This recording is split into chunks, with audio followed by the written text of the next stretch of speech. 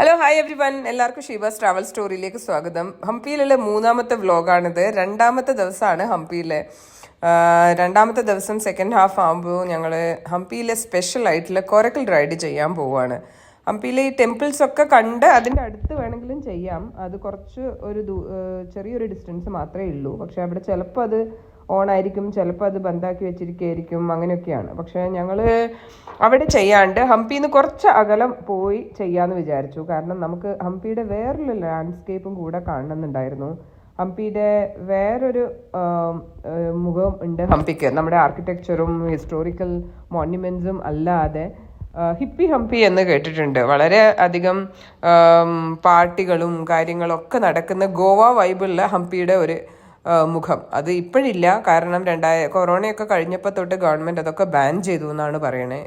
അപ്പോൾ അത് ഇല്ല, എന്നാൽ പോലും അതിൻ്റെ ഒരു ആംബിയൻസും അവിടെ ഉണ്ടായിരുന്ന കാര്യങ്ങളും അതൊക്കെ കാണാം എന്ന തീരുമാനത്തിൽ ഞങ്ങൾ കുറേ അധികം ദൂരെയുള്ള ഒരു കൊരക്കൽ റൈഡിനാണ് ബുക്ക് ചെയ്തിട്ടുള്ളത്. അപ്പോൾ കൊരക്കൽ റൈഡ് എന്ന് പറഞ്ഞാൽ നമ്മൾ ഒരു ചുറ്റും റൗണ്ട് ഇതിലുള്ള വഞ്ചിയിൽ കുറച്ച് ദൂരം പോയി ആ തുംഗഭദ്ര നദിയിലൂടെ നമ്മൾ പോകുമ്പോഴും അതിന് ചുറ്റും കുറേയധികം ഹിസ്റ്റോറിക്കൽ ആയിട്ടുള്ള സ്റ്റോറീസും ഒക്കെയാണ് അതിൻ്റെ കണക്റ്റഡ് ആയിട്ട് അവർ പറഞ്ഞു തരുന്നത്.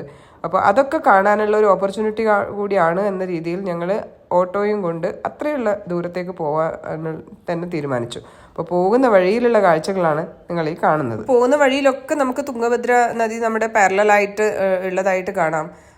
പിന്നെ ആ ബൗൾഡേഴ്സിൻ്റെ ഹിൽസ് പിന്നെ പറയേണ്ട ആവശ്യമില്ലല്ലോ, എല്ലാവിടെയും കല്ലുകൾ നിറഞ്ഞു നിൽക്കുന്ന മലകളും അതൊക്കെയാണ് നമ്മൾ പോകുന്ന വഴിയിലൊക്കെ കാണുന്നത്. പിന്നെ കൊരക്കൽ റൈഡ് ചെയ്യാൻ നമുക്ക് സ്വിമ്മിങ് അറിയണമെന്ന് ചോദിച്ചാൽ അതിൻ്റെ ആവശ്യമില്ല. കാരണം ലൈഫ് ജാക്കറ്റൊക്കെ ഇട്ടിട്ടാണ് നമ്മൾ ആ വഞ്ചിയിൽ പോവുക. അപ്പോൾ അത് സ്വിമ്മിങ്ങിൻ്റെ അറിയേണ്ട ഒരു ആവശ്യമില്ല.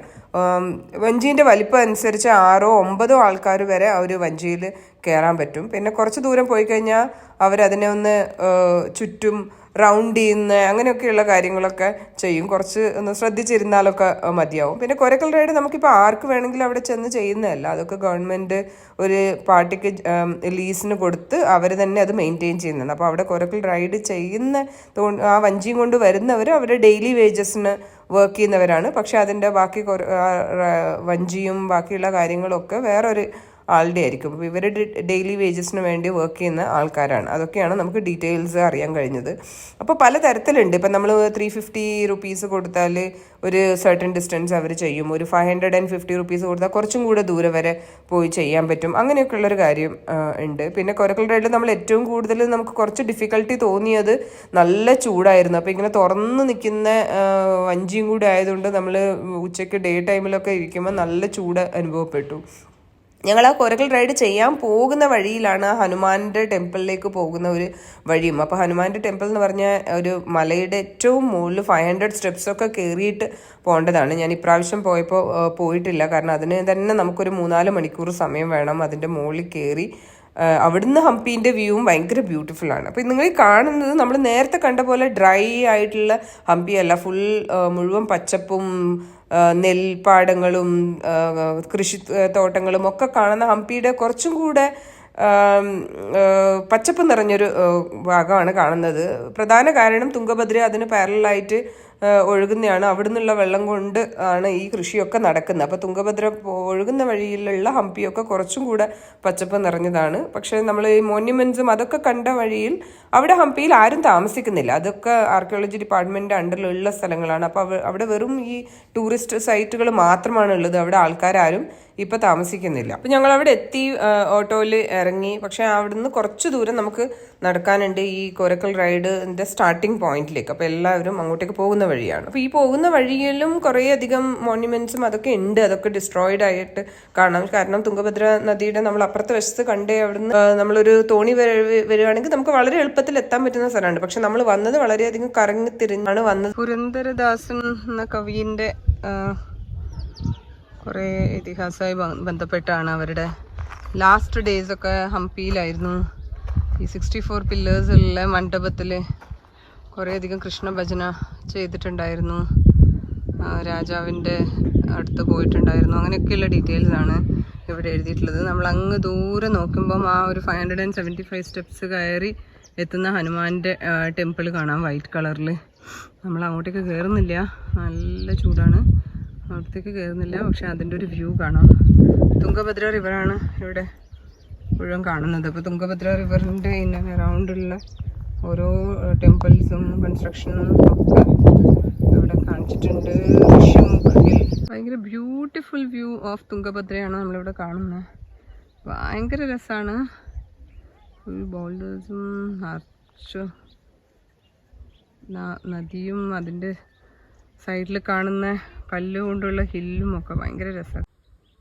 അതുകൂടാതെ ആ നദിക്ക് കുറുകെ പണ്ടുണ്ടായിരുന്ന ഒരു പാലം, അതിൻ്റെ പാലം ഇപ്പം ഇല്ല, പക്ഷെ അതിൻ്റെ പില്ലേഴ്സ് ഇപ്പോഴും ഇങ്ങനെ ആ നദീൻ്റെ നടുക്ക് കാണാം. അത് ഭയങ്കര ഒരു ബ്യൂട്ടിഫുൾ ആയിട്ടുള്ളൊരു വ്യൂ ആയിരുന്നു. ആ പില്ലേഴ്സ് മാത്രം ഇങ്ങനെ നിൽക്കുന്നത് കാണാൻ വേണ്ടി. എല്ലാവരും ലൈഫ് ജാക്കറ്റൊക്കെ ഇട്ടിട്ട് ഈ കൊട്ടവഞ്ചിയിൽ കയറുന്നുണ്ട്. നല്ല രസമാണ് ഇത് കാണാൻ. ആ വഞ്ചി കാണാൻ തന്നെ ഭയങ്കര രസമാണ്. നമ്മുടെ മുന്നേ ഹംപിയിലല്ല, നമ്മൾ ശ്രീരംഗപട്ടണം പോയപ്പോൾ ചെയ്തിട്ടുണ്ടായിരുന്നു. 1 2 3 4 5 6 7 8 9 പേരൊക്കെ ആണ് ഒന്നിനകത്ത് ഉള്ളത്. എല്ലാവരും റെഡി ആവുന്നുണ്ട് ഇവിടുന്ന്. ഇപ്പോൾ കൂട്ടത്തിൽ ഉണ്ടായിരുന്ന എല്ലാവരെയും ജാക്കറ്റൊക്കെ ഇടിയിച്ച് അത് കൊട്ടവഞ്ചിയിൽ ഓരോന്നിലും 9ഉം 6ഉം പേര് പറ്റുന്ന തരത്തിൽ ഓരോന്ന് ചെറുതും ഓരോന്ന് വലുതുമാണ്. അപ്പോൾ അതിൻ്റെ സൈസിനനുസരിച്ച് അവർ കയറ്റി ഡയറക്റ്റ് ചെയ്ത് നിർത്തി. പിന്നെ കയറുമ്പോൾ തന്നെ ഒരു ഫോട്ടോ ഒക്കെ എടുപ്പിച്ച് അങ്ങനെ അവർക്കത് പ്രത്യേക ഇതിലവർ ചെയ്യുന്നതാണ്. അപ്പോൾ അത് ചെയ്തിട്ട് പിന്നെ അവർ വഞ്ചിയിൽ നമ്മളെ കൊണ്ട് ഈ തുംഗഭദ്ര നദിയുടെ ഒരു പെർട്ടിക്കുലർ ഡിസ്റ്റൻസ് വരെ പോകും.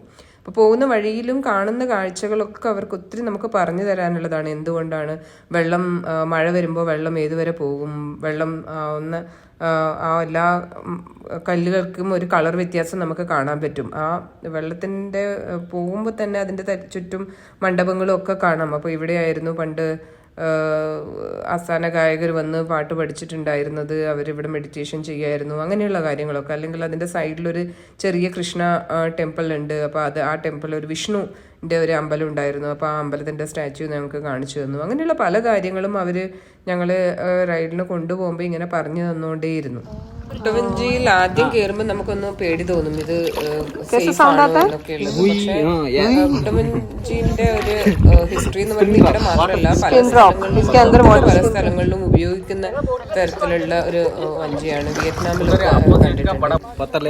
പിന്നെ ഇതിന്റെ ഉണ്ടാക്കിയ ഒരു റൗണ്ട് ഷേപ്പില്ല. അപ്പൊ അവര് നമ്മൾ തോണിയിലൊക്കെ ഇരിക്കുമ്പോ തന്നെ ഒരു ബാലൻസ് ഒന്ന് ചെയ്തിട്ട് ഇരിക്കുന്ന പോലെ 2 ഭാഗത്ത് ഒരേ വെയിറ്റിൽ അവരെ ഇരുത്തുക, അങ്ങനെയൊക്കെയുള്ള കാര്യങ്ങളൊക്കെ അവർ നോക്കിയിട്ടാണ് ഇരുത്തുന്നത് തന്നെ. അപ്പം നമ്മൾ ഈ വഞ്ചിയിൽ പോകുമ്പോഴും അതിൻ്റെ സൈഡിലുള്ള ബോൾഡേഴ്സും ആ വലിയ വലിയ കല്ലുകളുടെ ഇടയിൽ വലിയ ഗുഹ പോലെയുള്ളൊക്കെ ഒരു സ്ഥലങ്ങളൊക്കെ കാണുന്നുണ്ട്. അപ്പോൾ അത് ഒരു നാച്ചുറൽ AC ആണെന്നും അതിൻ്റെ ഉള്ളിൽ പോയി ഇരുന്ന് കഴിഞ്ഞാൽ ഭയങ്കര നല്ല തണുപ്പുള്ള സ്ഥലമാണ്. കാരണം ആ കല്ലിൻ്റെ ഉള്ളിലേക്കൂടെ അങ്ങനെ ചൂട് ഉള്ളിൽ കയറില്ല. അങ്ങനെ പല പല ചെറിയ ചെറിയ പോയിന്റ്സ് ഉണ്ട് അവർ നമുക്ക് എക്സ്പ്ലെയിൻ ചെയ്ത് തരാൻ വേണ്ടി. ആ കല്ലിനൊക്കെ ചെറിയ ചെറിയ കുഴികൾ കാണാം, വെള്ളം കയറി അങ്ങനെ. അപ്പോൾ ആ കുഴികളിനകത്ത് നിന്ന് ഇങ്ങനെ കാറ്റൊക്കെ അടിക്കുമ്പോൾ നല്ല സൗണ്ട് വരും.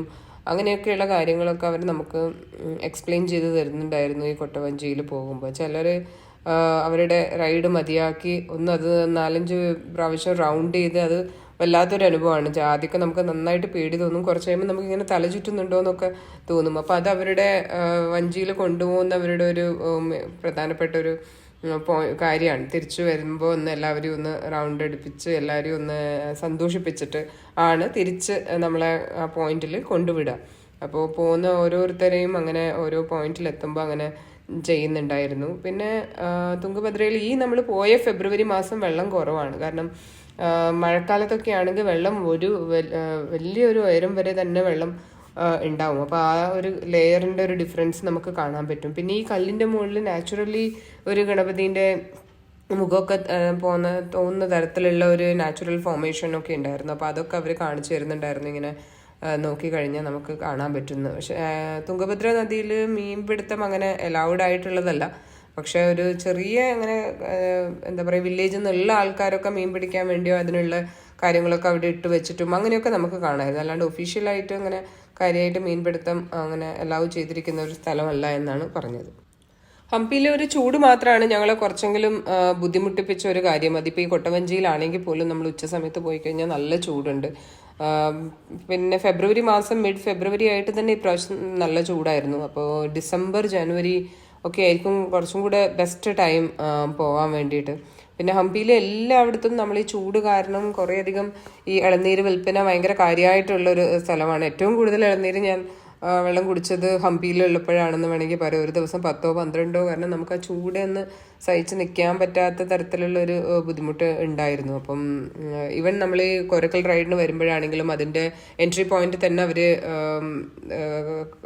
കോക്കനട്ട് വിൽക്കുന്ന ഒരു സ്ഥലം കാണാം. അങ്ങനെ എല്ലായിടത്തും അങ്ങനെ എല്ലാ വ്യൂ പോയിന്റ്സിലും നമ്മൾ പോകുമ്പോഴും പ്രധാനപ്പെട്ടിട്ട് ഒരു തണുപ്പ് കിട്ടാനുള്ളത് ഇളനീര് വെള്ളം തന്നെയാണ് വിറ്റുകൊണ്ടിരുന്നത്. അപ്പോൾ ഇത് കഴിഞ്ഞ് കഴിഞ്ഞാൽ നമ്മൾ പോകാൻ പോകുന്നത് ഭക്ഷണം കഴിക്കാൻ വേണ്ടിയിട്ടാണ്. അപ്പോൾ നമ്മൾ പോകുന്ന അതൊക്കെ ഹിപ്പി ഹംപി എന്ന് പറയുന്ന ഒരു ഡിവിഷനിലുള്ള ഒരു സ്ഥലമാണ്. അപ്പോൾ ആ ഒരു റെസ്റ്റോറൻറ്റും കാര്യമൊക്കെ ഇപ്പോഴും ഉണ്ട്. പക്ഷേ അല്ലാതെ പബ്സോ കാര്യങ്ങളോ അങ്ങനെയുള്ള കാര്യങ്ങളൊന്നും ഇപ്പോഴില്ല. പക്ഷെ അതിൻ്റെ ഒരു ആംബിയൻസ് ഒക്കെ നമുക്ക് അവിടെ പോകുമ്പോൾ തന്നെ മനസ്സിലാവും. അവിടെ ഉള്ള ആൾക്കാരും കുറേയധികം ഫോറിനേഴ്സൊക്കെ അവിടെ ഉണ്ടായിരുന്നു. ഇസ്രായേലീസ് ആണ് ഏറ്റവും കൂടുതൽ വരാറുണ്ട് എന്നൊക്കെ പറയുന്നത് കേട്ടിട്ടുണ്ട്. അപ്പോൾ ആ ഒരു ഹംപീൻ്റെ ഒരു ഭാഗം നമുക്ക് കാണാം. പിന്നെ ഈ ഹംപീൻ്റെ ഈ ഭാഗത്താണ് നമുക്ക് ഏറ്റവും കൂടുതൽ 2 വീലർ ഹയർ ചെയ്യാനും അങ്ങനെയൊക്കെയുള്ള ഓപ്പർച്യൂണിറ്റി ഉള്ളത്. അപ്പം നമ്മൾ പോകുന്ന വഴിയിൽ തന്നെ കുറേയധികം മുന്നേ ഉണ്ടായിരുന്ന കഫേസും പബ്സും അതൊക്കെ ക്ലോസ് ആയിട്ട് നമുക്ക് കാണാം. ക്ലോസ് ആയിട്ട് ഡിസ്ട്രോയ് ആയിട്ട് കാണാം. കാരണം ചിലതൊക്കെ ഈ ഓലമടൽ കൊണ്ടും അങ്ങനെയൊക്കെ ചെയ്തിട്ടുള്ളതാണ്. കുറച്ചും കൂടെ നാച്ചുറൽ ആയിട്ട് ഉള്ള സെറ്റപ്സ് ആയിരുന്നു. അപ്പോൾ അതൊക്കെ ഇപ്പം ബന്ധായത് കാരണം അതൊക്കെ ക്ലോസ് ആയിട്ടുള്ളതാണ് നമ്മൾ കാണുന്നത്. അപ്പം ഈ റൈഡ് കഴിഞ്ഞ് നമ്മൾ നേരെ ലഞ്ച് കഴിക്കാൻ പോവാണ്. ലഞ്ചിൻ്റെ മെനു ആണെങ്കിൽ ഭയങ്കര ഇൻട്രസ്റ്റിംഗ് ആയിരുന്നു. അപ്പോൾ ഇവിടെയാണ് നമ്മൾ ലഞ്ച് കഴിക്കുന്നത്.